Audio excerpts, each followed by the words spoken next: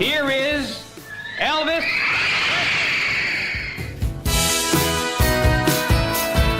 How do you do? Welcome to Elvis the Ultimate Fan Channel. I am so pleased to see you here. Thank you very much for joining me. Let's have some Elvis fun, yes?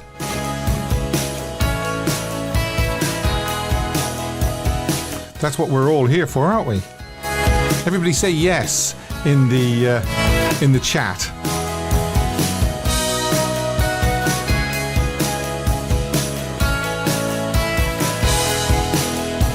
Taking care of business. Yeah, that's what Vernon, or rather Vernon's character, said in the Elvis movie, didn't he? Taking care of business. And that's what we're here to do. Sandra P, here for Steve too. Yeah, well, we're here for Elvis. That's what we're here, because this is an Elvis channel. And if you're new to this channel, let me tell you what we are here for. We are here to respect Elvis Presley, respectfully keep his legacy and his memory alive. Excuse me. And we're to have Elvis fun, of course. And we have a topic. As you can see, we do a weekly topic. And of course, it just had to be the new documentary that dropped on Netflix on the 13th, Wednesday. We'll be looking at that. I'll be looking for your calls to come in. Especially younger fans. I mean, don't let me put you off if you're a long-time fan like myself. You can still call in and tell me what you think. Was it a hit? Was it a miss? And we'll also be having This Day in Elvis History, a live poll. The poll, of course, will tie in with the documentary and the topic. A song I wish Elvis had recorded. Caption this photo. We always have a lot of fun with caption this photo. Smoking hot photo. Yes, of course. Where would we be without a smoking hot photo of Elvis? That's what I ask myself. The ladies like that, and the men like it as well, of course.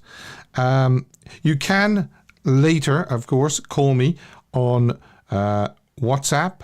You can call me on the telephone number that's on the screen, and you can also use Facebook Messenger as well. Can I just spare 30 seconds if you want to hear me out for 30 seconds? Thank you so much to all the nice, kind comments that I got throughout the week, as I normally do a lot of weeks. I do get negative comments as well, of course, but I particularly want to thank everybody for the kind comments. They tell me that they enjoy the show. They appreciate the work that I put in. The work that I put in is for Elvis and for you, the people that are watching. So that's what it's all about. But it is nice to hear from you saying those things, and I really do appreciate them. I do. But I just wanted to say thank you very, very much to everybody that said those nice things. And I read as many comments about the show as I can, the live comments and also the follow-up and the watching back. If you're watching this on playback, leave messages below regarding anything that we do tonight. And now, yeah, the return of the King, we know he didn't like being called the King. The fall and rise of Elvis Presley is now at the moment, well, when I looked last night, it was number 3 in the top 10 streaming on Netflix in Ireland. I don't know what it is in the UK. Maybe somebody can tell us on the comments what it is in the US or the UK. I'd be very, very interested to know. And we will be, after the quiz, we will be talking about that new Netflix documentary. So stay tuned, folks. Stay tuned.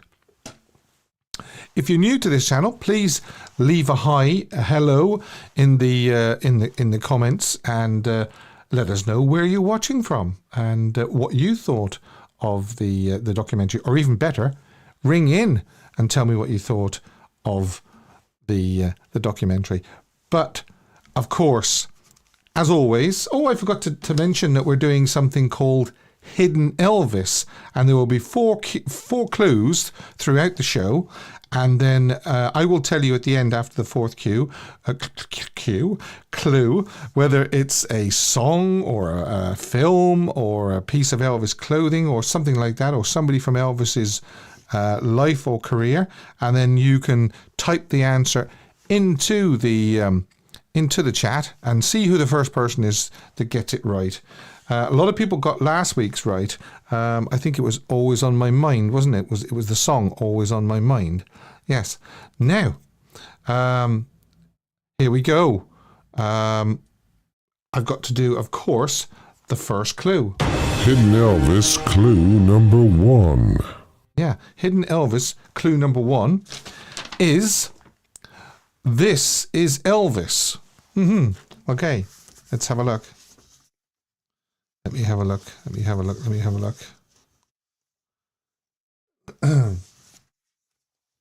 Have I got them in the right order here? I think I have. Yeah. Yes, I have. You know, just for a minute there, I forgot what the answer was to Hidden Elvis. And I set it. So there you go. Hidden clue number 1. This is Elvis. No point in typing yet what your answer is, because there's no way on this earth, well, I don't think there is, no way on this earth that you could actually get that yet from one clue. Now, the Fan of the Month quiz in honour of the documentary. You see how there's a theme this week in the show, and it is this documentary, the 68 Comeback Special. Don't really like calling it Comeback because he never went away, but you know what I mean, the NBC TV special. I'm going to ask you 6 questions on the 1968 NBC TV special, and you've got to give me what you think is the answer, and whoever is first gets their name taken, and whoever gets the most questions correct at the end of the month gets an Elvis prize. So here we go. And question number... Chris is in the building. Thanks, Chris, for moderating. I don't know whether Dave is. Did anybody see Dave's name? Maybe not. But anyway, I digress. Thanks, Chris, for... Let's welcome Chris back, because Chris hasn't been a moderator for a few weeks. She's had other things in her life to take care of, which is completely understandable. And here we go. Question number 1. What did Elvis say was his favourite Christmas song of all the ones he recorded? This was during the 68 special. And Susan says, welcome back, dear Chris. Yes. Okay. Dylan says, Blue Christmas. Elvis Nation says, Merry Christmas, baby. Okay. Ian Mackay says Santa Claus is back in town. Don Dowan says Santa Claus is back in town. Yeah. Brian says Blue Christmas. Ruth. Yeah. Well, I've got to tell you that congratulations goes to Ian Mackay. And the reason being is because it is Santa Claus is back in town. Now, there was a clever edit when the special was aired. Elvis said, I'd like to sing my favourite Christmas song of all the ones I've recorded. And then he launches into Santa Claus is back in town, but he can't remember all the words. So he then segues into Blue Christmas. They cut out the Santa Claus is back in town part, and everybody thinks that it was Blue Christmas. Well, a lot of people do, but obviously Ian didn't, and a lot of other people there that said Santa Claus is back in town got it correct. So, Ian, this is you. Well, the image is one thing, and a human being is another. There you go. Ian, you get you're the first recipient this week of that jingle. I might change it next week. You can send in a jingle if you want. It can't have any music behind it, though. That's the only thing. It just has to be voice only. Now, here is a bit of a sneaky one on my behalf. This is going to start people counting. Okay? What was the 7th word Elvis sang in the 68 TV special? Oh, Steve, what are you doing to us? What was the seventh word Elvis sang in the 1968 TV special? I'll wait.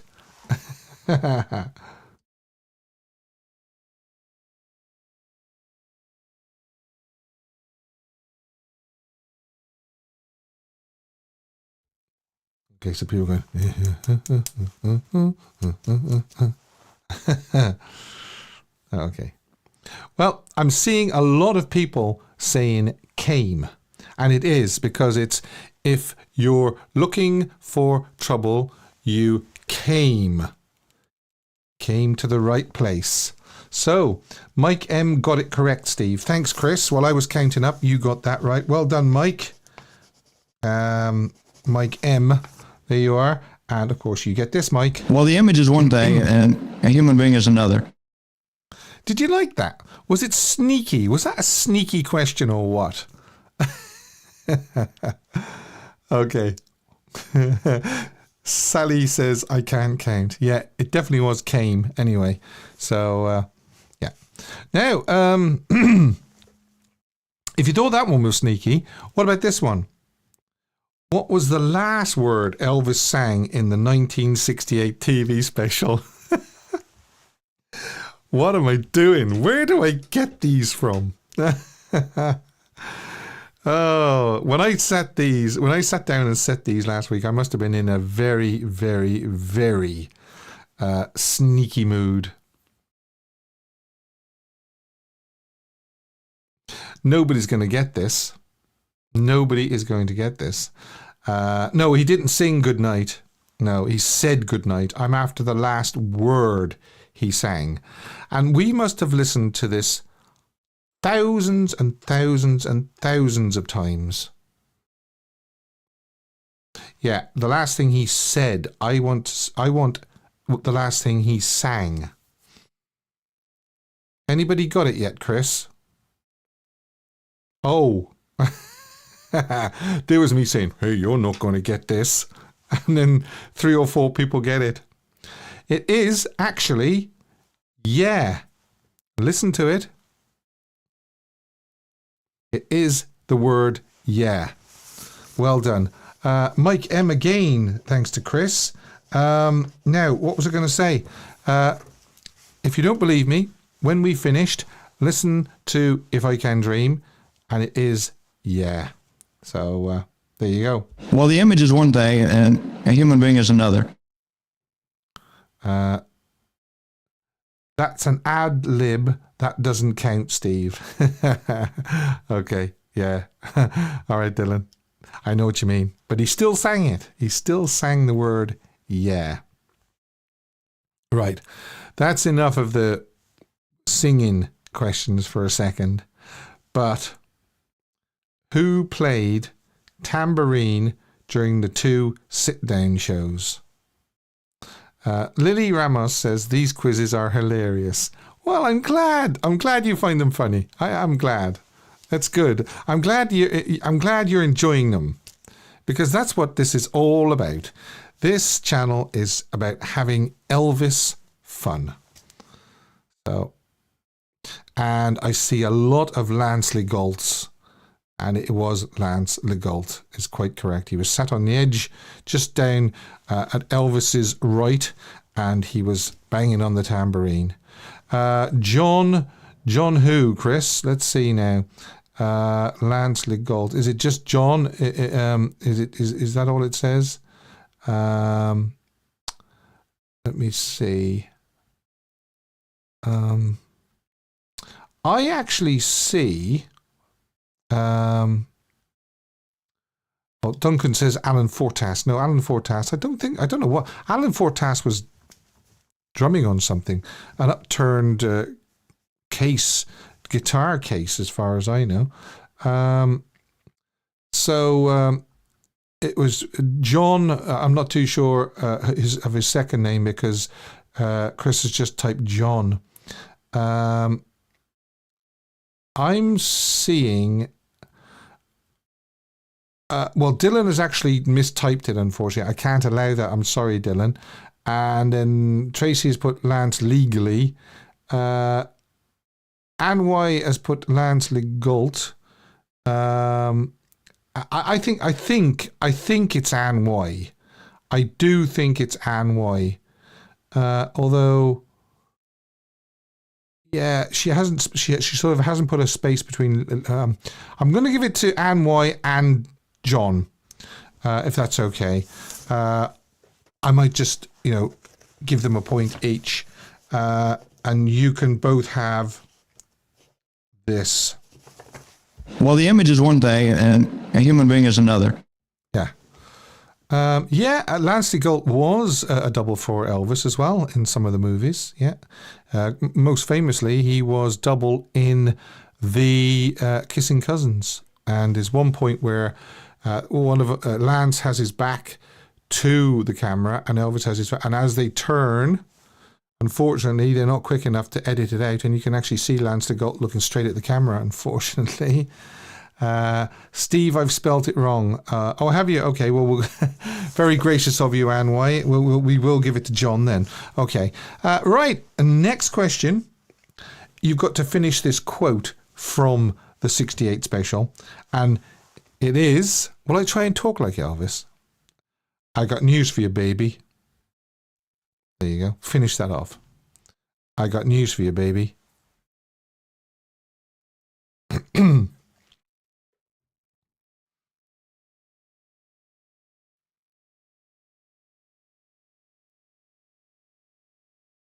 Yeah, Dylan's got in there. Duncan's got in there. Yeah, loads of people. Yeah. But it does look like Dylan just pipped Duncan at the post. And yeah, Chris agrees with me as well. So, Dylan, you're the man. You're the man. Well, the image is one thing and a human being is another. And to finish this off, and I think a lot of people will actually get this. It's the sixth and final question on the 1968 TV special in honor of the documentary that dropped on Netflix on Wednesday. What was the second song in the gospel medley? What do you think of that?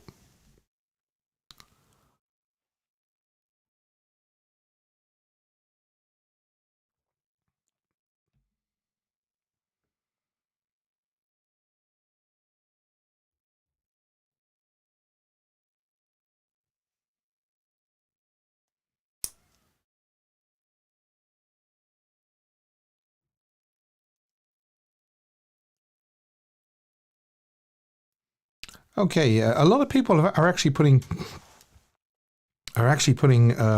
Saved, but Saved was the third one, and it is actually Up Above My Head, and Dave says Manfred Baumer, and so does Chris. Hi, Dave. So I'm going to go with Manfred Baumer, and yeah. So we've got Where Could I Go But to the Lord, Up Above My Head, and then Saved. So, Manfred. Well, the image is one thing and a human being is another. Well done to everybody that took part in the Fan of the Month quiz. And it was a lot of fun. I felt it was a lot of fun, especially when I asked you for the seventh word and the last word. So and as Lily said, they're hilarious. So if Lily thinks they're hilarious, it means that maybe I'm doing not too bad a job with the quiz. So that was this week's Fan of the Month, and we're going to do the topic, and then we're going to do the poll. And I'm pretty sure that there will be a lot of people actually voting on this poll.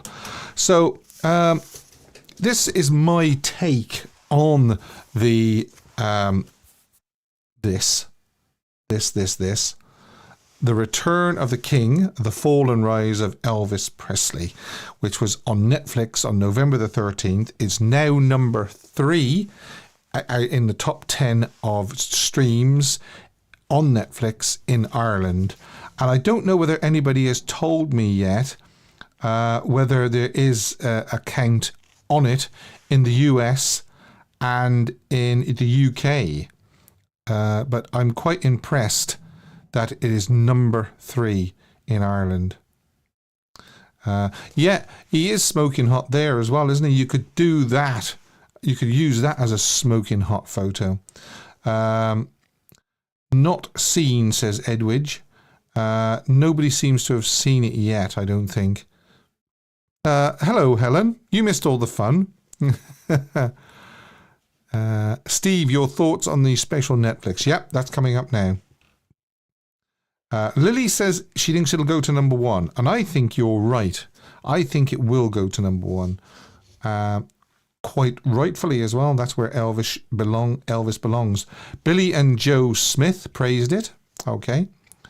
Mrs. EAP enjoyed Steve. Deb H says, I saw it, Steve. DF Lee says number 8 in the US. Of course, it's a lot bigger market in the US, of course. You've got, 5 million people in Ireland, and you've got, 300 odd million in the US. Is that correct? Am I right saying 300 million? 350 million maybe. I don't know exactly. But it's a lot of people. So 8 isn't bad. 8 isn't bad. Right. I'm going to tell you my thoughts on it. And I'm going to give you sort of pros and cons. I'll start with the negative first because I like to finish on the positive. There were negatives, but there were positives as well. I was surprised that apart from a short sequence at the beginning of the documentary, it was a full hour before they returned to the 68 material again in a 90-minute documentary. The sequence they showed at the beginning was edited in such a way that exaggerated the mistake that Elvis made when he went to sing Heartbreak Hotel. You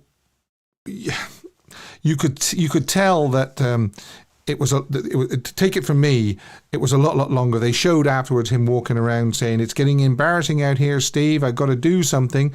Believe it or not, that was at the end of the show. They cut from the beginning of the show to the end of the show when he was waiting to do the Guitar Man sequence. And you can tell also by his hair. His hair is very well combed and styled when he messes up Heartbreak Hotel. But then they go straight back into Heartbreak Hotel.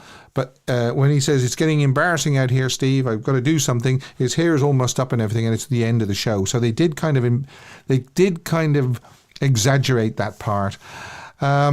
So they also kept using the stand-up show from the 29th to say that this was his first show when we know that he did 2 sit-down shows first on the 27th.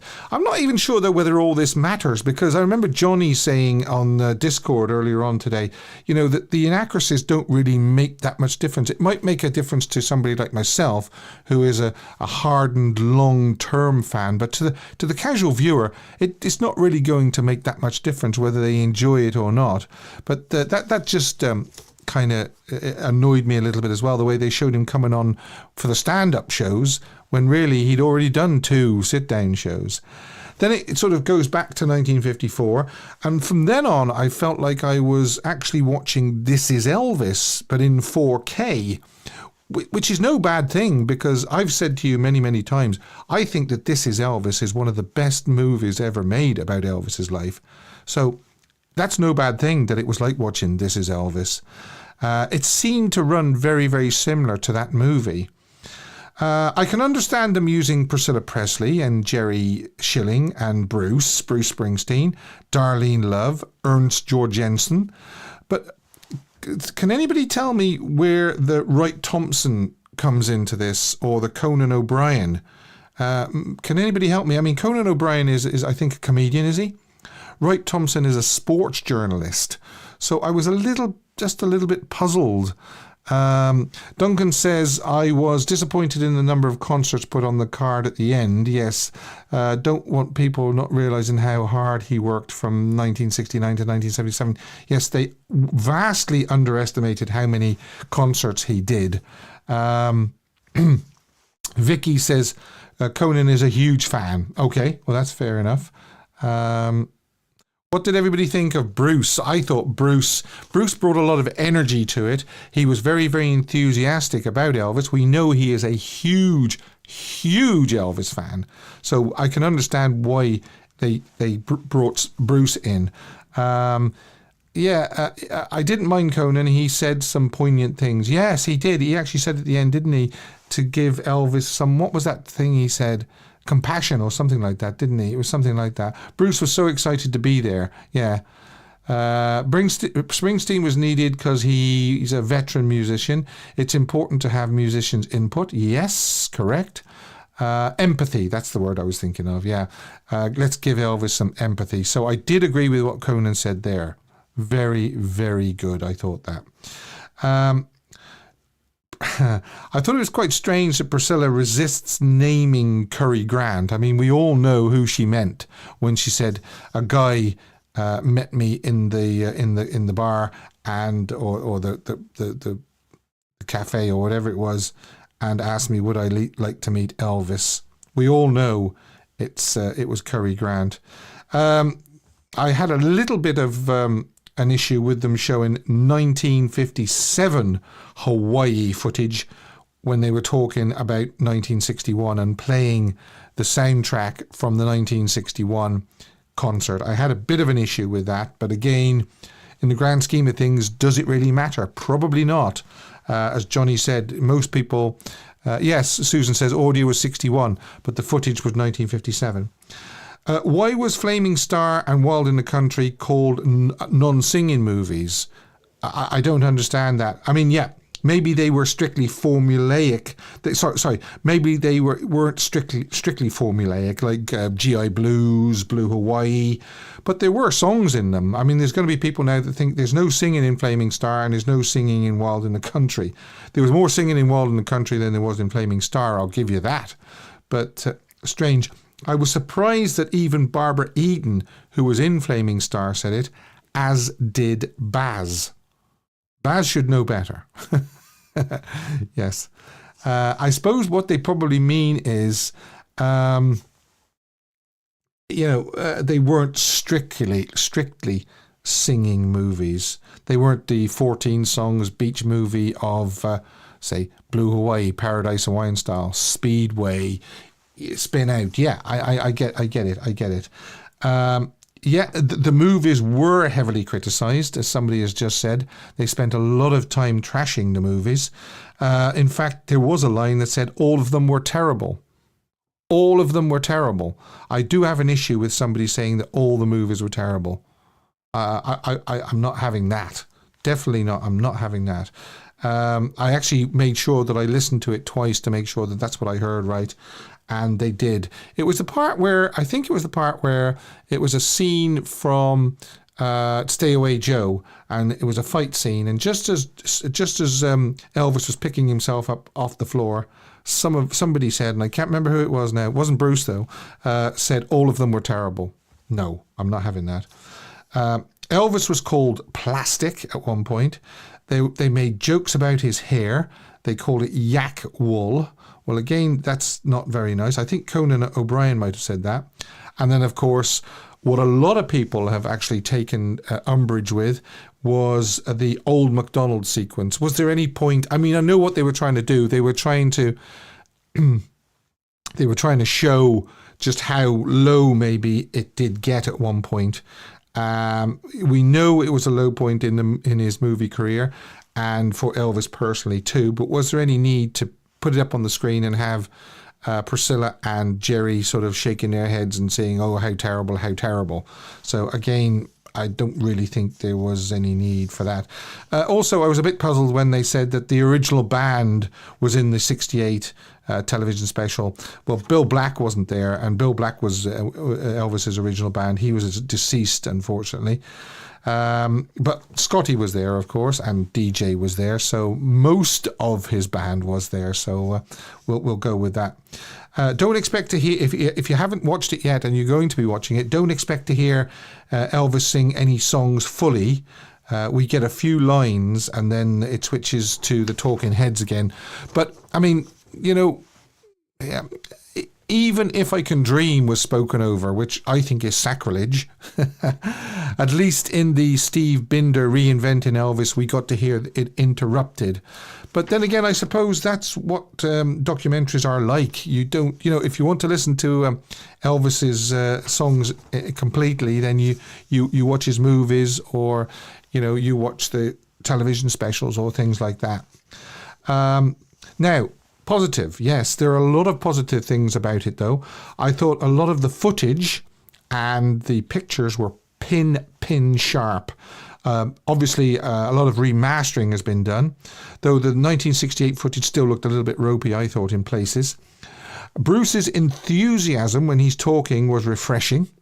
If people see that, it will encourage them to dig deeper into Elvis, I believe, when you see somebody like Bruce Springsteen getting that animated. Showing some of the highlight performances from the 1968 special, although not in their entirety, you won't get that in the documentary anyway, was brilliant. How about Trying to Get to You from the sit-down show? Wow, just absolutely wow. Showing that. Brilliant. Great to hear the Elvis interviews from 1956, 1962 and 1972 used as part of the special. It makes it more authentic that Elvis is narrating things for us. If you want to hear those interviews in their entirety, they are available here on YouTube. And if I get round to it after the show, I'll actually put the 3 links to them. But it's very, very simple to find.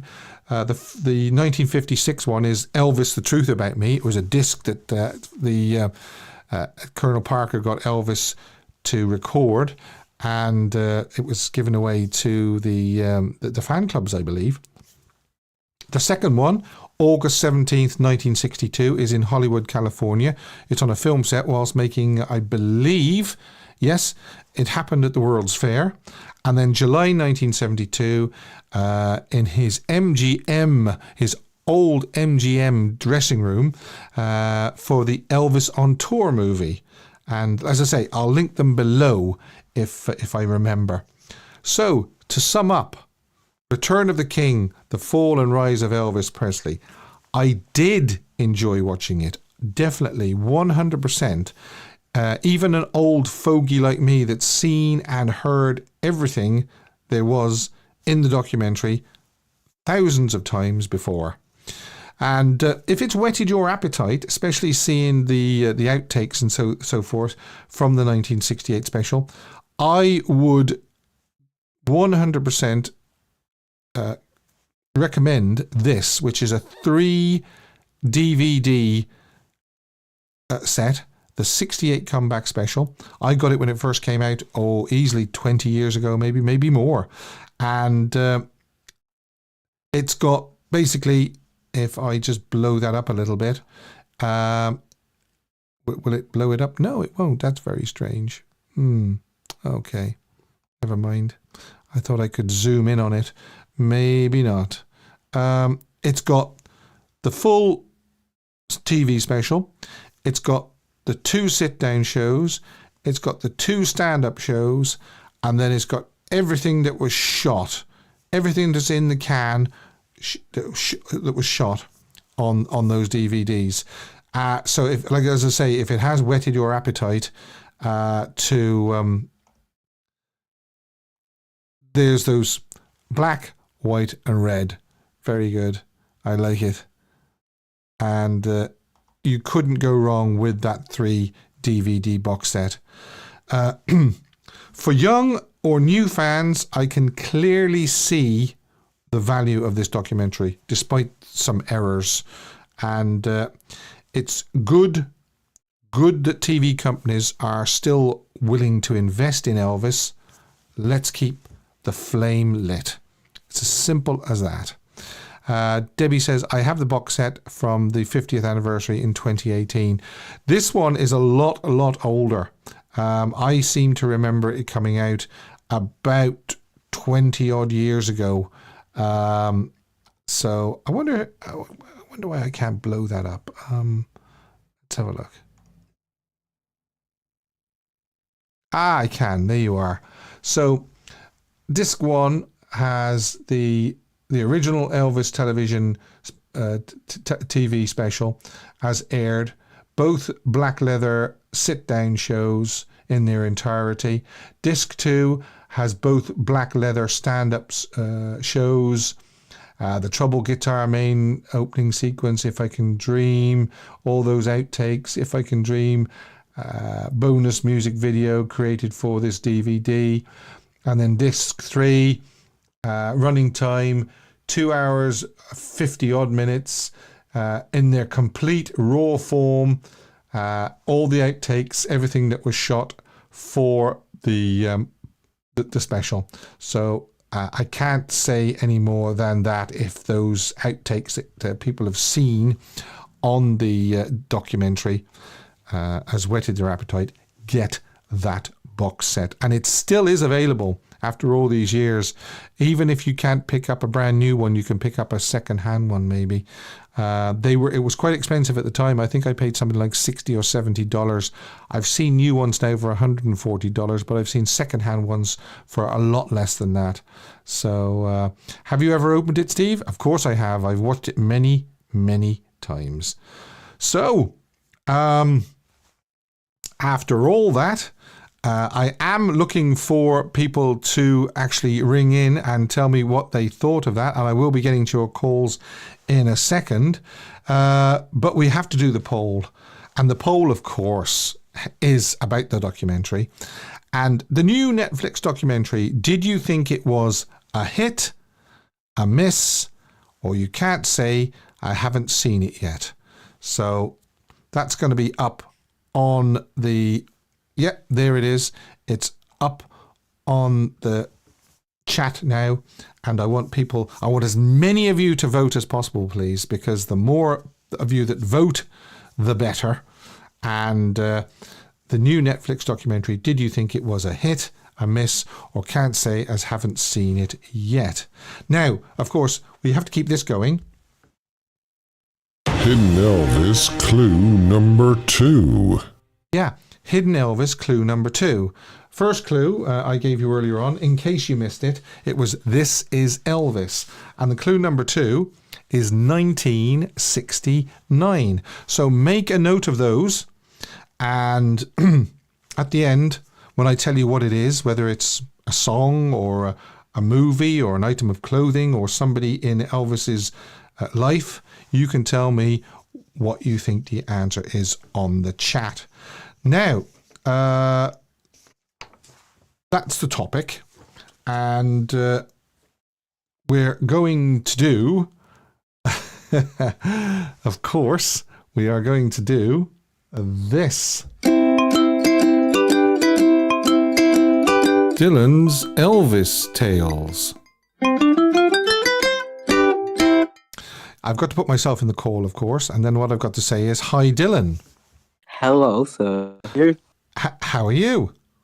I'm very well, and I didn't even sing the jingle this time, which I'm very disappointed myself. No. Now, you're a little bit worried about this story today. You think it might be long-winded. So I said, well, the best thing to do is to jot it down and then edit it. So how did you get on with your editing?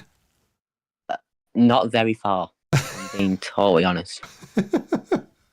But I'm going to try my best to condense it. All right. The best way that I possibly can. Okay, so we're all ears. We love your Dylan's Elvis Tales. So fire away. So it is about the one and only Mr. Joe Gershaw himself, and it is about his version of how 2001 came around and how Bada Ba Bada Ba came around. Now, Bada Ba Bada Ba. Da-da-da. Yeah. It's that. So this is how it came around, according to Joe.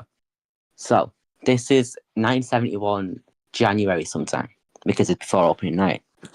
And they were doing a rehearsal, and they were rehearsing the show.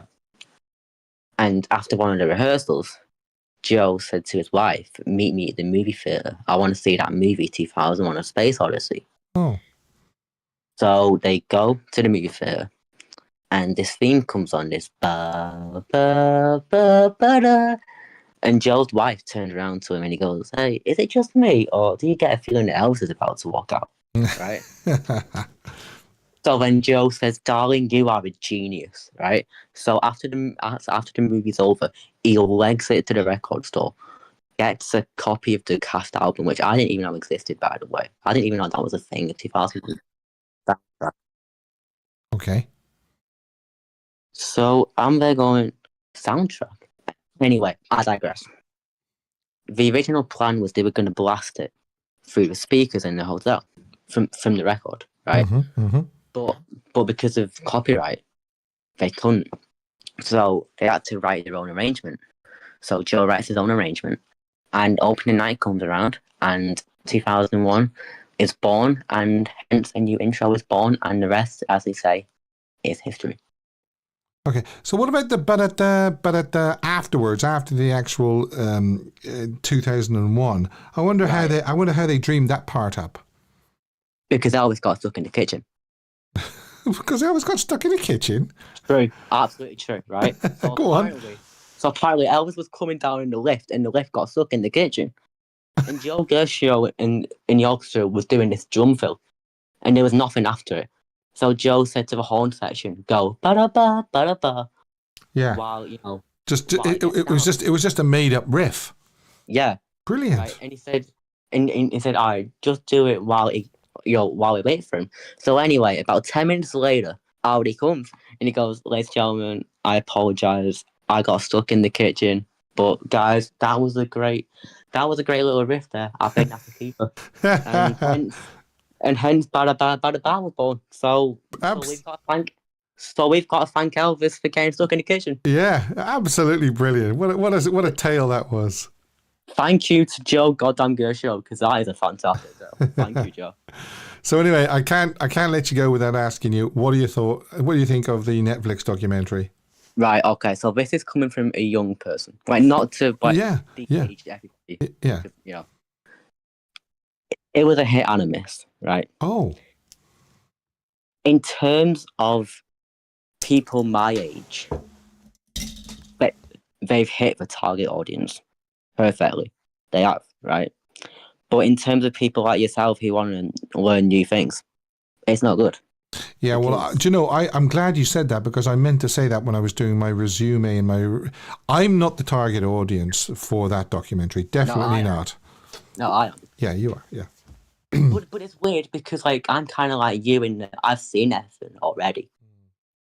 But yeah, it was a hit because it hit the target audience, but it was a miss because the people that have been around a few times, they want to see new things.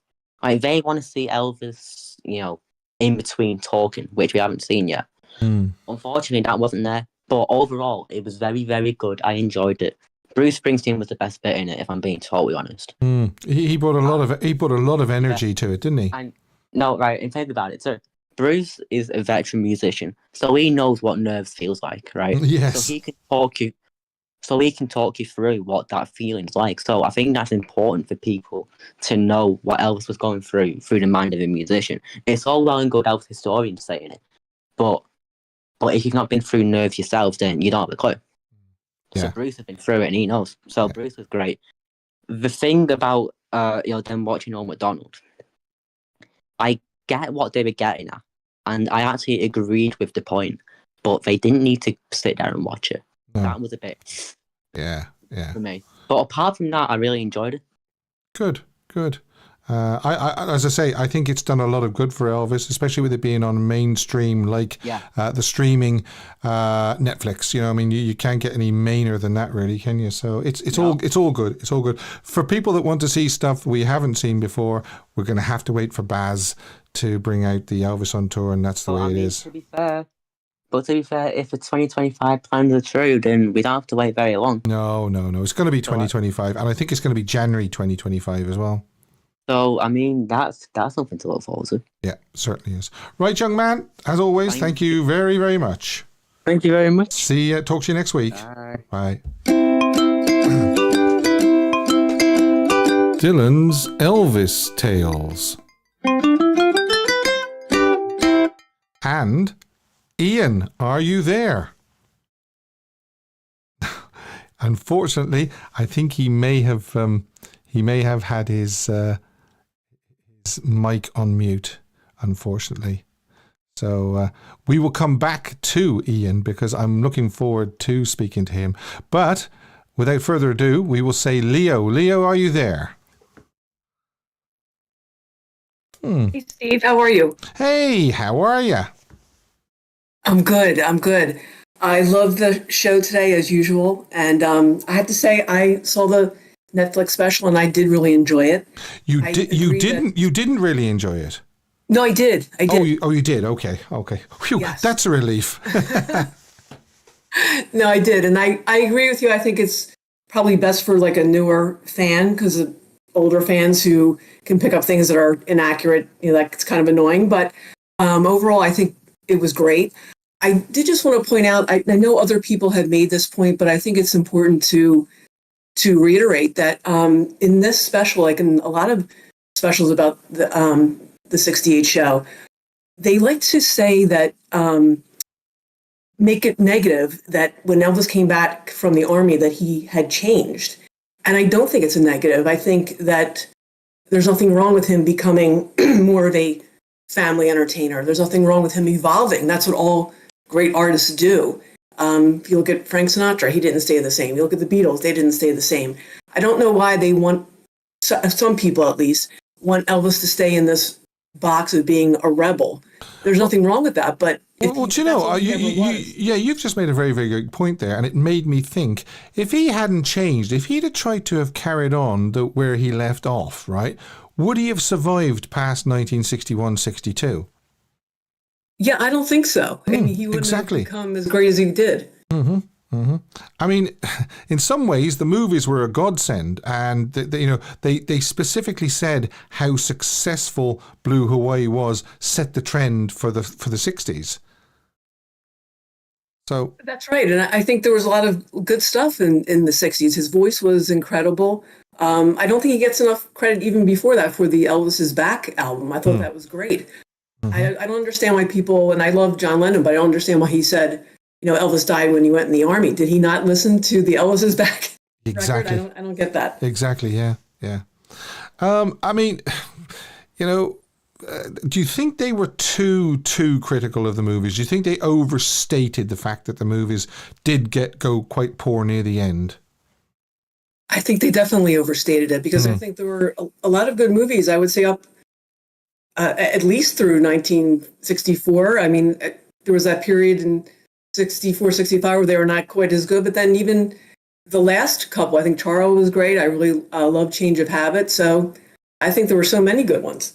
I liked Live a Little, Love a Little as well. I thought it was great. Yeah, I thought it was really good, really, really good. As you say, Charo was good. No singing in it, but it was still a very, very good. It showed he could act, that's for sure. I don't know. One thing I do think is they really, really did just go overboard with saying how poor the movies were. And I don't think I was imagining things when I heard somebody say all of them were terrible. I'm pretty sure. I'd like people to listen back to it to make sure that I didn't mishear that, but I think they said all of them were terrible. And that's just an exaggeration. That's like saying Jailhouse Rock was bad, King Creole was bad, Viva Las Vegas was bad. They weren't all terrible. I completely agree with you. Okay, so you would definitely recommend it, and you would say to somebody, if you haven't seen it yet, definitely watch it. Yes, I do. Good. Okay, so you're saying it's a hit? I would say it's a hit, yes. Great. Leo, it's always great to hear from you. It really is. Thanks very much for calling in. Thanks, Steve. All the best. Take Bye. care. Bye-bye. That was Leo. Now, we will try Ian again. Ian, are you there? Yes, I'm Steve. Hey, how are you? It's funny, Steve, because I really enjoyed the program and I didn't expect to. I really didn't. And one of my American friends, he called me early Thursday morning, I think it was, and he asked me what I thought and whether I had recognized any unseen footage. So I actually sat with my phone and fast forwarded through it to give him an answer. Yeah. But then for some reason I woke up very early on Friday morning and I watched the whole thing with headphones on. And it's so unusual for me to watch a whole program ever. And I didn't expect to enjoy the contributors. And I was confused when I'd been fast forwarding through it to see Conan O'Brien. But I must admit, I actually found everyone's contribution, even including Scylla's, it was insightful. I felt valuable, and I think they provided the contributions provided context to the NBC special. And that's what the program is. As you said, it's not actually about the special. It's actually Elvis's career. What it had become by 1968, what the special did for his career, and to a lesser extent, they go on to say what it could have become. I thought your own thoughts were very, very close to mine. I mean, Darlene Love obviously did the standard apology and explanation for the benefit of the US audiences, just like Baz had to, for Elvis singing black material, because whenever you do anything in America about Elvis, you always have to say, I apologize for Elvis singing black material, which is complete nonsense, of course. But it was a lot more credible coming from her. And the way she actually recounted her interactions with Elvis and his state of mind at the time, I found that to be very exciting. Very exciting. It's quite refreshing to think that, you know, you and I weren't really the sort of the target audience, but we still, both of us, enjoyed it, didn't we? You're absolutely correct. But and as you said, there were a few errors in the material, like the ones you called out. But none of this was a major problem to me. I mean, where these types of programs normally slip up is where they include the opinions of those who have no credibility when it comes to Elvis. And I hadn't heard of Wright Thompson before. No, neither had I. No. Yeah, but it didn't take me long to realise he was completely out of his depth there. As you said, he's a sports writer who didn't do his research. And throughout, he attempts to make definitive statements in an aggressive manner, which would actually be more at home if he was commentating in a wrestling match. That kind of pugilistic, aggressive stuff. And the problem is that it's impossible to make, as we both know, definitive statements about Elvis's career. Things like what you were just talking about there, saying all the movies are rubbish. I mean, it's a simplistic technique. And as the other contributors agreed, Elvis is a complex individual. I mean, the classic example was Thompson says, the Colonel's Elvis killed the other Elvis. So that's an attempt to make, you know, a definitive statement. That's complete nonsense, since it actually makes the assumption that Elvis didn't willingly make that transition.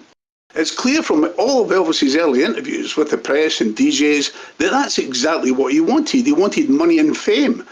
And these were the criteria he used to judge his own success, you know? Yeah. So his opinions, I mean, that guy, Wright Thompson, his opinions can be readily ignored by fans. But the problem is that casual viewers in the public, and of course, as Elvis said, we're not the public, they may take them as valid commentary on Elvis's life and career. And his worst sin was about to state as factual what he called the skits in the special, and saying they were the Colonel's idea. I saw this in Discord, people talking about it the other day. And Alan Bly and Chris Beard, you know, an English Australian and a Canadian, they created that Guitar Man storyline.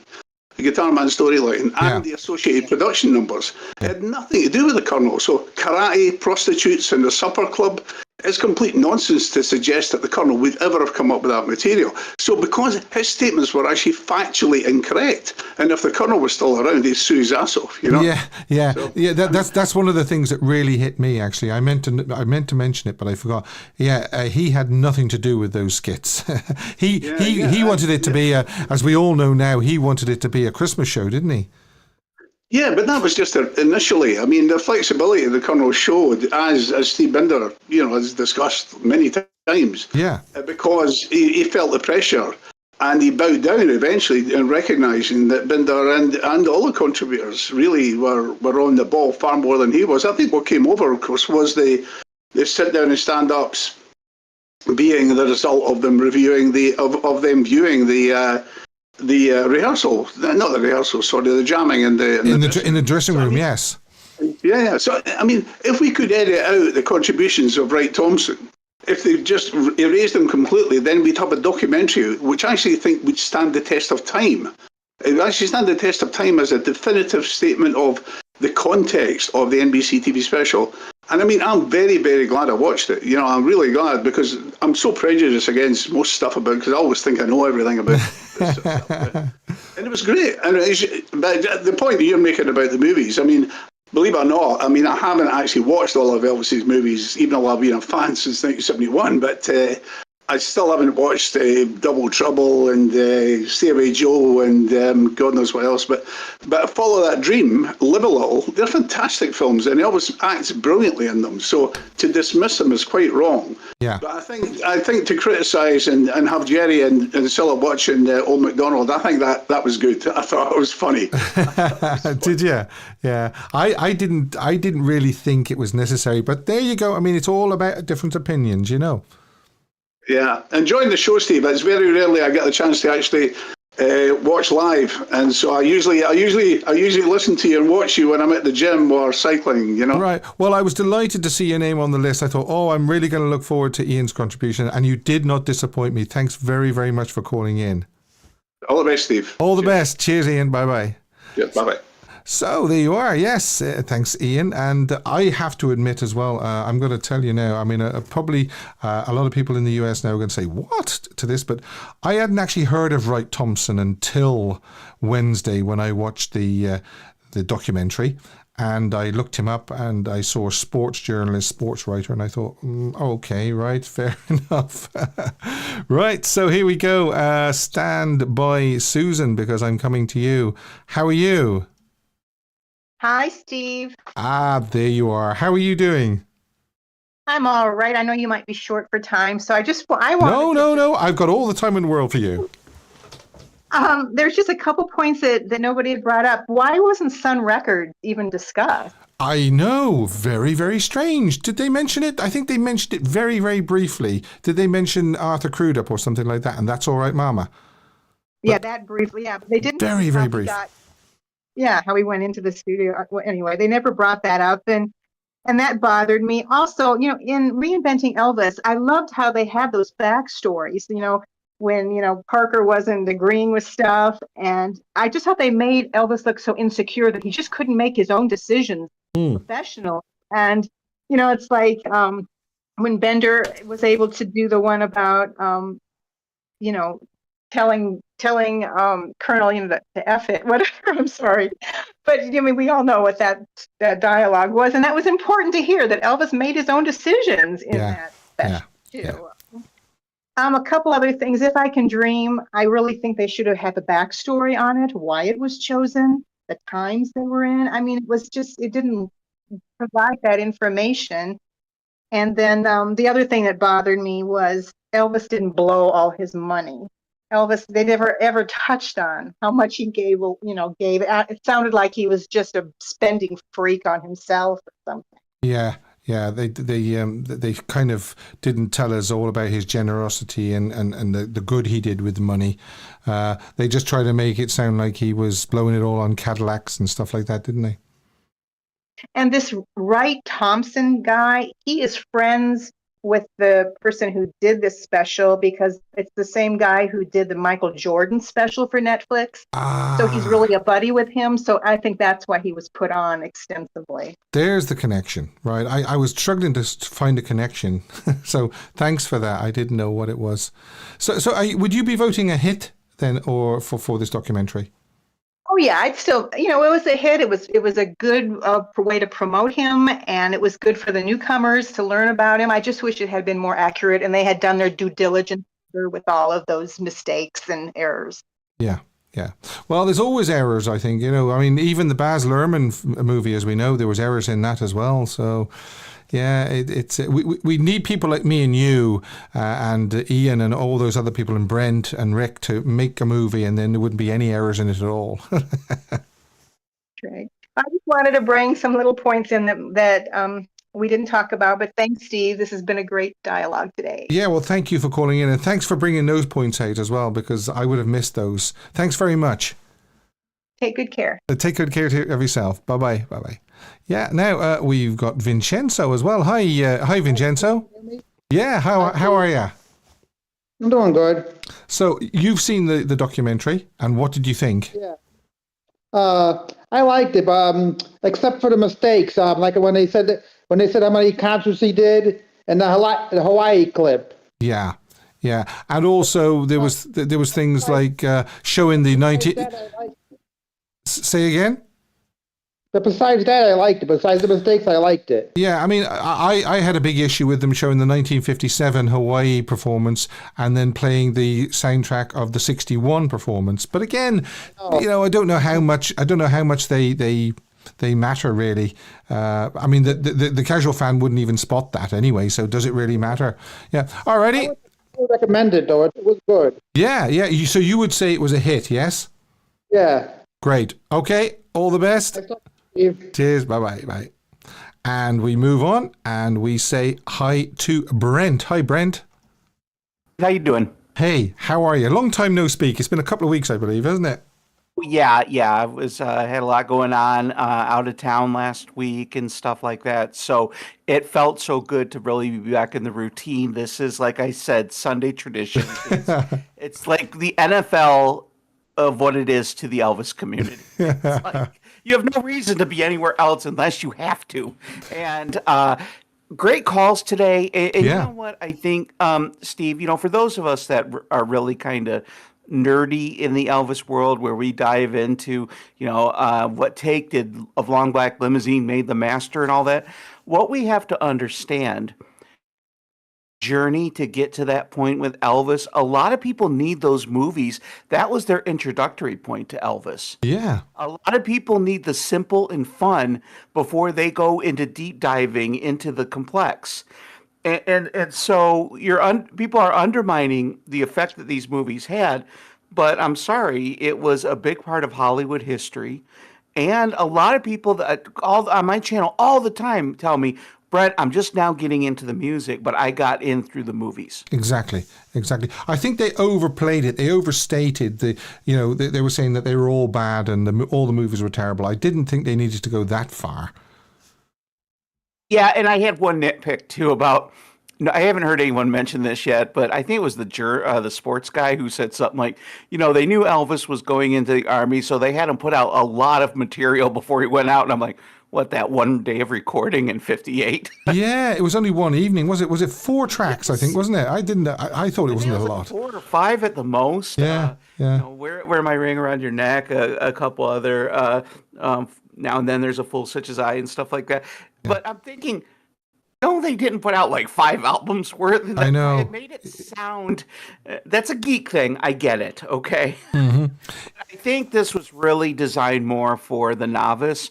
And if it gets you in the door and gets you into Elvis, I always say this with Leon, just like you, Steve, and all of us, we content creators, don't worry about the flaws. We'll kind of set you straight once you kind of get into our deep dive. Exactly. And I don't know, I mean, the casual viewer and everything like that, those mistakes won't make any difference to their enjoyment of the overall documentary anyway. It's a mistake if you didn't know it to begin with. Exactly. So those of us who are scratching our heads, I would say for the experienced Elvis person, this is just Cliff Notes, basically. It's just a quick run through of the usual stops that we all know. And also, I got to say for Old MacDonald, a lot of people think it was just kind of like a juvenile kind of song and all that. But the thing is, if you think about it, it's really a demented song. I mean, warning animals what will happen to them. Yeah. Yeah, exactly. I think it's kind of funny, and I think there's like a hidden humor to it that a lot of people just don't pick up on. Yeah. He carried it off well. I mean, even if it was the lowest point or one of the lowest points in his movie career, he still carried it off very, very well. You wouldn't realize he was sort of dying inside if you were watching him do it. I actually like Double Trouble as a movie. I think his comedic timing in some of that movie is brilliant. Oh, it is, and not only that, but for them to constantly denigrate Old MacDonald, they totally forget at the same time, why not zoom in on City by Night, which proved Elvis could handle jazz. What? That is a great, great movie song. And the atmosphere and the smoky bar and everything is just great. Oh, it's total a night jam. It is such a nocturnal kind of blissful listening experience. It is so moody. There are people a lot of times on my channel that go, oh my God, Brent, this is like one of my new favorite songs. And it's totally underrated. And I wish they would spend as much time saying that with every Old MacDonald, there was a new song that totally deserved to be spotlit. Yeah, yeah. Now, I enjoyed watching the documentary more than I thought I would. I just thought it was, I've seen all this before and, and all this and all that. But I really actually did enjoy it. Even an old fogey like me that's seen it all, Oh, yeah. Yeah. I mean, I'm glad it came out. Yeah. Like I said, any little misdirections or I learned quite a bit. unfactual things, we'll set them straight when they come to our channels, because that's where they always go after that. Yeah. They start checking out our channels and everything. Yeah, yeah. Brent, always a pleasure. Obviously, you voted a hit on that anyway. Okay. All right. All the best. Thank you, Steve. Cheers. Bye-bye. Right, Bye. Bye. Now, we speak to somebody who I haven't actually spoken to before. Suze, are you there? It ends the end of November. Hello, Jesse wasn't in the movie last weekend. Wait a minute. Hello, Suze? I don't feel good. He's Sebastian Newburn. Okay, we obviously got a bit of a cross line there. Great calls, absolutely great calls. I've enjoyed speaking to everybody this evening about the new Netflix documentary, and I'm to remind you that we are running a poll. The new Netflix documentary, do you think it was a hit, a miss, or I can't say as I haven't seen it yet, because I am aware that there is people that actually haven't seen it yet. Now let me just go back to Suze and see, is that a cross line or is it somebody trying to call in? It's Mom and Dad. Hello, Suze? You better think. No, it is actually a crossed line, unfortunately. It does. It sounds like somebody's having a bit of a disagreement, will we say. Right, so that's all the calls for tonight by the looks of it. And, no, we've got somebody else popped up in the queue. So I'll say hello, DF Lee. Hello? Hello. Danielle, how are you? I'm doing good. I just saw your name pop up there. I was just about to close the calls and I saw your name pop up. How are you then? All right. Well, I was debating, should I call, should I not? Oh, no, never debate. Just call in. That's what I say to everybody that watches this show. Anybody that's watching live or watching on catch up, please call in. We'd love to hear from you. Well, I'm calling because I really enjoyed the documentary. It was better than I expected. It kept me entertained the whole hour and a half. Yeah. I didn't want to stop watching, and that was a plus. Even though it was nothing really new, I still saw new pictures, new scenes, new moments of the show. And I thought that, like last year, we just had a special about this 68. It's like, what else are they going to add to it? I felt like this was even better, a lot better than the one that was presented last year. You thought it was better than reinventing Elvis? Yes, definitely. Very impressive. I got a lot more. I felt like I got a lot more information from this one than the one from last year. And I keep waiting that they will do the same for the Hawaii one. I would love to have more information how they got together to do the Hawaiian one. Even the Madison Square in 1972. I like to see the story behind how they prepared, if there is anything available out there. I would love to see a documentary. Oh, you've got me thinking now. Yes, yeah. How we did the Hello from Hawaii, how we did Madison Square Garden. Those would be really, really good documentaries as well, wouldn't they? Yeah, I feel like, we got, how many do we have about 1968? Give us something else next time, I hope. Yeah, they've probably, I'd say 1968 TV special has now been well covered. As you say, they should do one for the Aloha from Hawaii and Madison Square Garden, definitely. What a great idea. Yeah. Okay, so you've definitely voted a hit on this then, yes? Yes, it's a hit. Yeah, I'm gonna be watching again. I've watched it twice so far, and I thought I was going to struggle to watch it once, because I sat here a couple of weeks ago and said I don't think there's going to be anything worth watching, especially for me. I says it'll probably be good for the younger generation, which it was. It was definitely better for the younger fan than the new fan, but I did get stuff out of it as well, and surprised me. It really did. I thought Bruce was really, really good. His excitement and his energy brought a lot to it, I thought.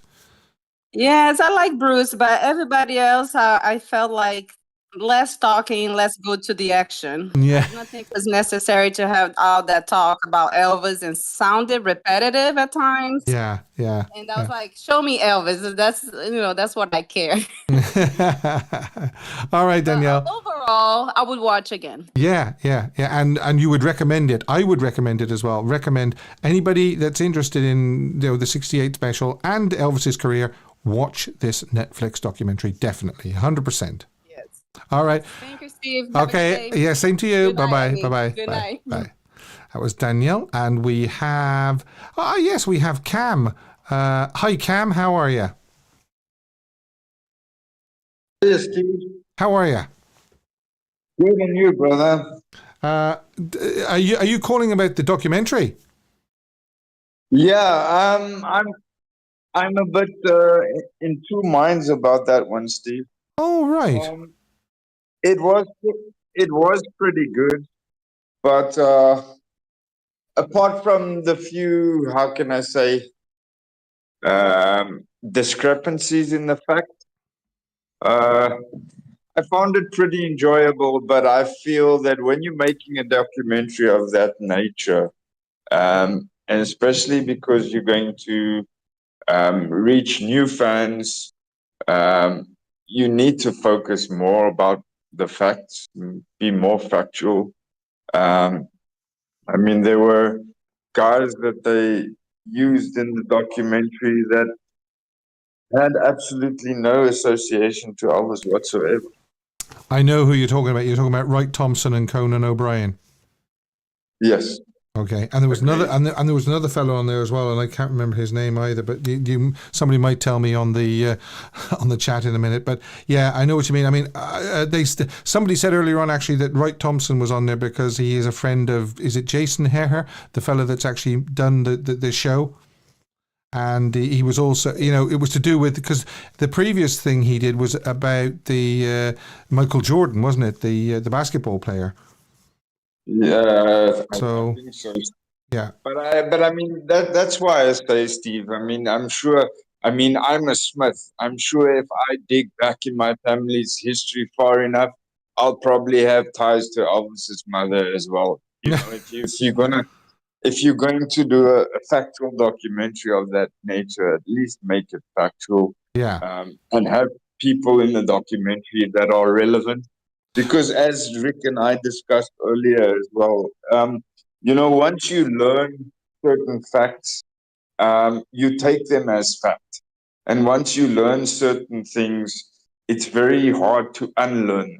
Yeah. Unless you have irrefutable proof that what you previously learned or saw was unfactual. So I think from that perspective, they should have focused more on the factual side of it. Yeah. Okay. I mean, but are you sort of, what would you lean towards? Would you lean towards it being a hit or a miss then? Steve, it's kind of difficult. I think for me, being an older generation Elvis fan, I would see it if you're judging it solely on documentary content and factual content. I would say it was a miss. You'd say it was a miss. Yeah, I'd say it was a miss. But for watching it for what it most definitely wasn't the worst Elvis documentary I've ever seen. So no, I probably would watch it again, but I would be a little bit more cautious in terms of taking everything they say in the documentary as fact. Oh, yes. Oh, yeah. Well, we know, I mean, as I said earlier on, there was even mistakes in the Baz Luhrmann movie as well. But to the casual fan, those mistakes wouldn't make that much difference anyway. But I know what you're saying. They will now take those indiscrepancies and errors and they will always repeat them again and again as being fact. And, well, maybe they will. All right, Cam, it's great to hear from you. How's things going? Okay, yeah. Things are always going well, Steve. Better every week. Brilliant. So slowly but surely we're getting back up there, and it's happening a lot quicker than I expected, and I'm extremely grateful to you guys out there for always for all your prayers and for all your support. That's always highly appreciated. That's great news. That's great news. Look after yourself, Cam. Will do. Thank you, Steve. As All right. usual, great show every week. Much appreciated, brother. Thanks a lot. Okay, bye-bye. Okay, that was Cam. I did see somebody else's name on there, Anula, but I think she's gone. Maybe she had to run out. Great calls tonight. Absolutely fabulous calls. Of course, great material to discuss. It's, Elvis documentaries now, such as this, are few and far between. We had the Reinventing Elvis, but of course that was sort of 12 months ago. So we haven't really had another documentary to talk about until now. It looks like that is the end of the calls. I don't see anybody else popping up. So we're going to do this. This day in Elvis history.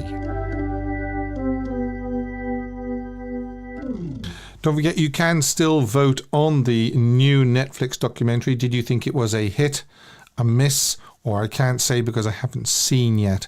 I am aware 100% that there are people that haven't seen it yet. We probably will revisit it in a week or two, or even next week if people watch it and they want to ring in next week and discuss it. You certainly can, because I'm open to all Elvis topics when the phone in is on the go. But we are going to do Elvis history, this day in Elvis history, and I just want to put something up on my screen there. Now, this day in Elvis history, November the 17th, down through the years, and I will have photographs going along as well. And 1952, the Presleys received an eviction notice from the Memphis Housing Authority, ordering them to vacate because their income is too high for housing assistance. Elvis worked for Mile Metal Products, a furniture manufacturer. He worked the 3 p.m. to 11 p.m. shift as an assembler. So in 1952, they get an eviction because they're earning too much their income is too high for housing assistance, and in a few short years they were living in Graceland. Amazing. Yeah. 1954, Elvis performed at the Eagle's Nest in Memphis, Tennessee. There it is.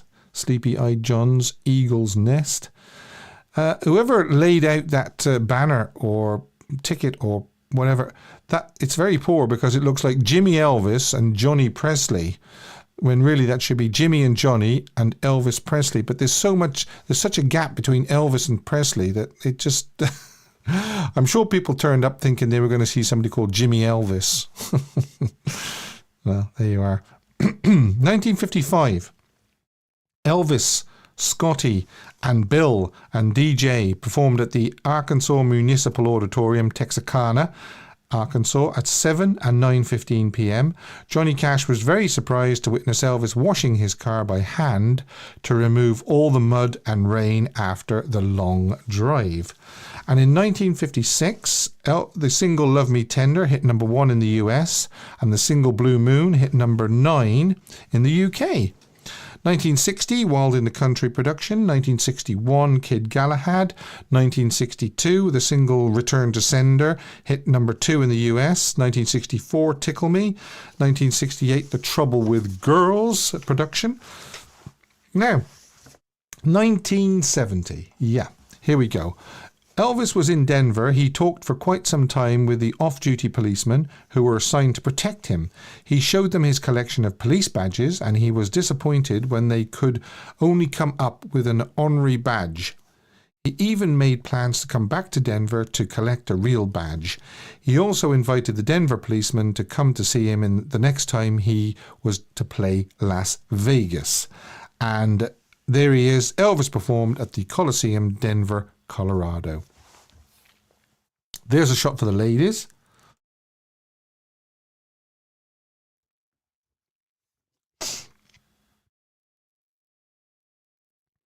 Now, 1972, Elvis performed at the Honolulu International Center. Yes, that one, the same place as he did the Aloha from Hawaii.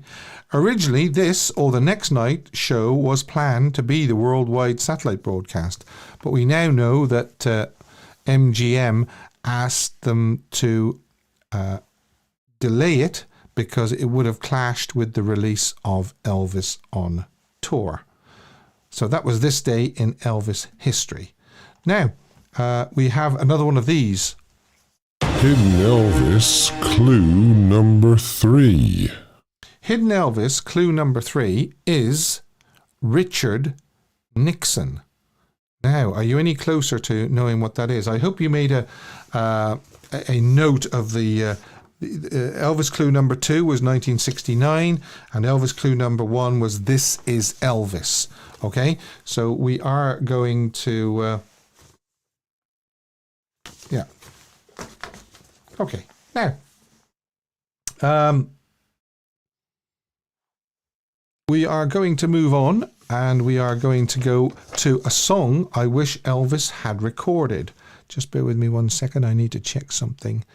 Now, a song I wish Elvis had recorded is suggested by April. April, thank you very, very much for sending this in. You can send your suggestions in as well if you wish. Ain't No Mountain High Enough is a song written by Nicholas Ashford and Valerie Simpson in 1966 for the Tamla label, a division of Motown. The composition was first successful as a 1967 hit single recorded by Marvin Gaye and Tammy Terrell, and became a hit again in 1970 when recorded by former Supremes frontwoman Diana Ross. Yes, the song became Ross's first solo #1 hit on the Billboard Hot 100 chart and was nominated for the Grammy Award for Best Female Pop Vocal Performance. And singer Dusty Springfield wanted to record the song, but the duo declined. But the writers declined.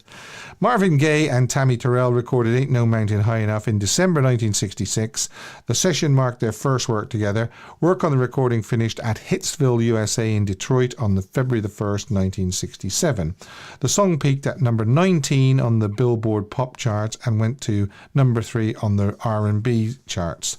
The Gayle Terrell version was included in the soundtrack for the 1998 film Stepmom and 2000 film Remember the Titans, as well as the 2014 Guardians of the Galaxy.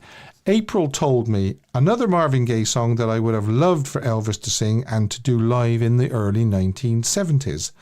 I imagine his arrangements with the sweet inspirations backup sounding amazing. I think Elvis's arrangement would be different from both the Marvin Gaye and the Diana Ross versions, but I could see him adding a short talking segment to this song like he did with Are You Lonesome Tonight? Not as long as the Diana Ross version though. And you can let me know what you think below with your comments, and I'll put a link below to those two songs as well, the Ross and the Marvin Gaye one. So that's this week's I Wish Elvis Had Recorded. Now we've got this to do as well. Caption the photo. Yeah, we have great fun with Caption the Photo, and I'm always pleased to see all the suggestions and the captions and the funny captions that you send in on the community tab. From about Tuesday onwards, you go to this channel, you slide across till you find the community tab, click on that, and you'll see the Caption This Photo. And this was the one this week. And here's some of the ones that people left. And the one that gets the most thumbs up, the likes, is the winner. And I'll tell you who that winner is in a second. And it says, okay, who stole the piano? And this train sure does rock and roll. You know, I saw a few guys who tried to impersonate me. This is the pose they went for. It's called the Elvis leg. Can you believe it? You know something, guys? When I get richer, I'm going to have rings on every finger. Hang on a minute, Gene, just drying my nails. Do you like the colour? And all I have to do is sway like this and it drives them wild. But this is the one you voted for.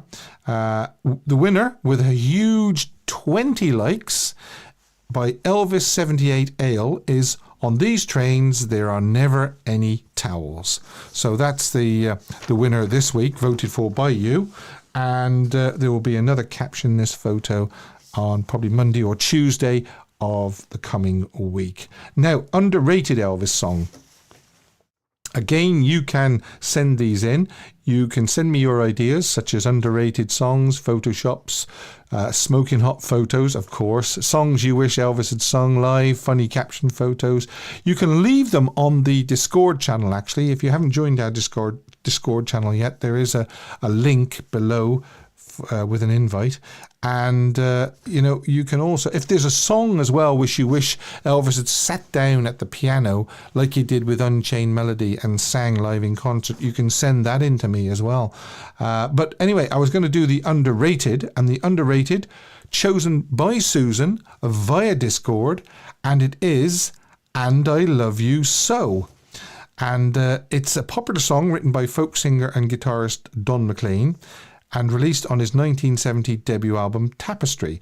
The song was a 1973 hit for singer Perry Como on his RCA Victor album of the same name. It reached number 29 on the Billboard Hot 100 chart.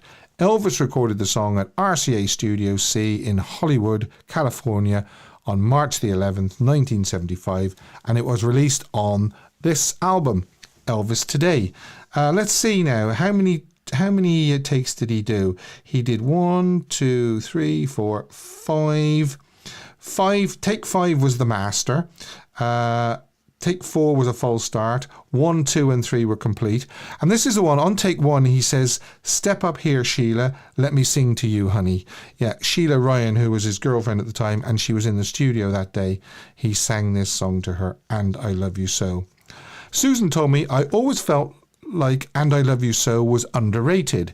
If you compare Perry Como's version to Elvis's, it's night and day. Elvis sings the lyrics with such guttural emotion you can feel it so intensely.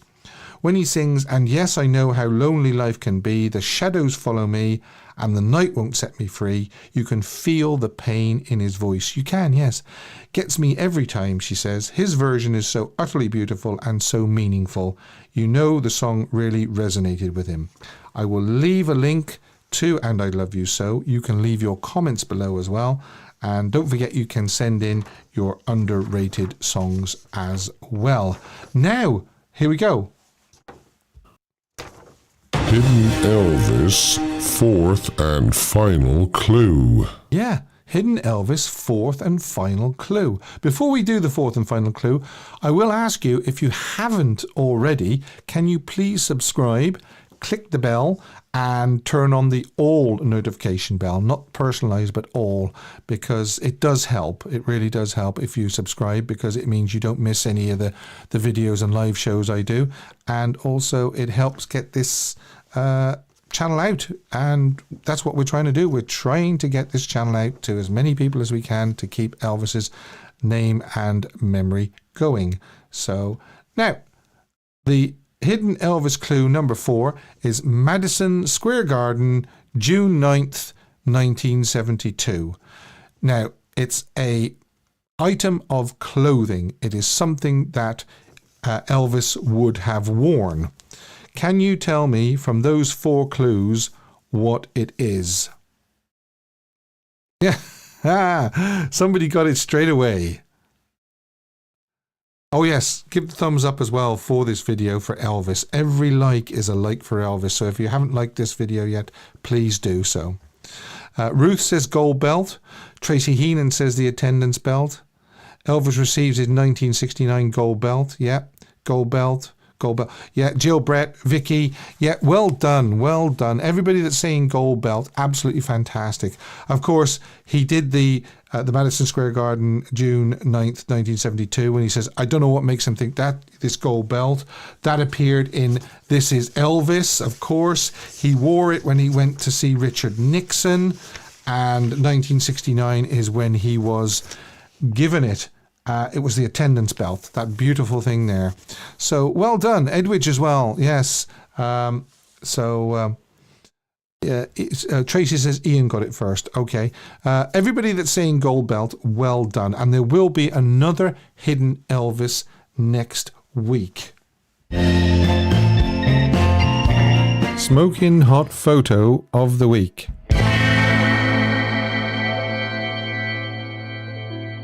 I think I've kept you waiting long enough for the smoking hot, but before we do that, I've got to close the poll and end the poll. Okay, and there it is. And it is, believe it or not, we've got the new Netflix documentary, Did You Think It Was a Hit? 51%, a miss 10%, and can't say as I haven't seen it yet 38%. So 51 say it was a hit, 38 say they can't say because they haven't seen it yet, and only 10% say it was a miss. Thank you very, very much to everybody that voted. It does make a difference to the result, of course. You know, the more people that vote, we get a better cross-section of the answer. And now we have smoking hot. Everybody get ready with just touch that. Let me just say, get the smelling salts ready. That's what I was going to say. And because this is the smoking hot photo. Oh my word. Yes. Of course, you can't really go wrong with a one of those, which is a 1958 shot of Elvis in the army. I think that's September the 22nd when he was at a press conference at the docks, I believe.